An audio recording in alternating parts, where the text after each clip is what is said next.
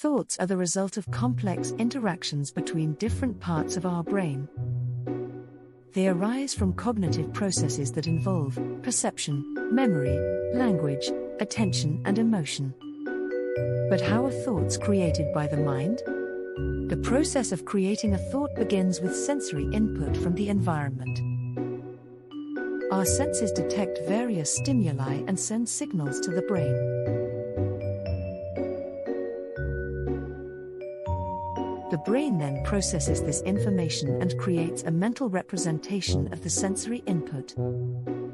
A mental representation is a cognitive construct that reflects our interpretation of the sensory information. It is not a perfect copy of reality, but rather a subjective and context-dependent interpretation of the sensory input based on our prior experiences, beliefs, values, and emotions. For example, two people who see the same object may form different mental representations of it based on their individual perspectives and past experiences. Once the mental representation is created, the brain can manipulate it using various cognitive processes, such as attention, perception, memory, and language. Emotions also play a crucial role in thought creation by shaping our mental representations and influencing our cognitive processes. In addition to these cognitive processes, thoughts can also arise spontaneously, without any external input. These are called automatic thoughts, and they are often related to our beliefs, values, and emotions. Automatic thoughts can be triggered by internal cues, such as memories, fantasies, or bodily sensations, or by external cues, such as words, images, or sounds. They can be positive, negative, or neutral, and can influence our mood, behavior, and well-being. The generation of automatic thoughts is influenced by various factors, such as genetics, environment, culture, and socialization. Here is how. Genetics. Some studies suggest that certain genes may be associated with increased risk for depression and anxiety, which can in turn influence the types of automatic thoughts. For example, a person with a genetic predisposition for anxiety may be more likely to experience automatic thoughts related to worry and fear. Our environment can also shape the types of automatic thoughts that arise.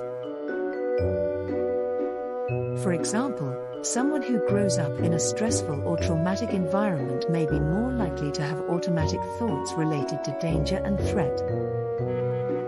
On the other hand, someone who grows up in a supportive and nurturing environment may be more likely to have automatic thoughts related to safety and security. Different cultures may have different beliefs and values that influence the types of automatic thoughts that arise. For example, in some cultures, there may be a strong emphasis on the importance of family, which could lead to automatic thoughts related to responsibility and obligation. In other cultures, there may be a greater emphasis on individualism and personal achievement, which could lead to automatic thoughts related to success and competition. The people we interact with and the social norms we are exposed to can also shape the types of automatic thoughts that arise. Overall, the process of creating a thought is a complex and dynamic one that involves various cognitive and emotional processes.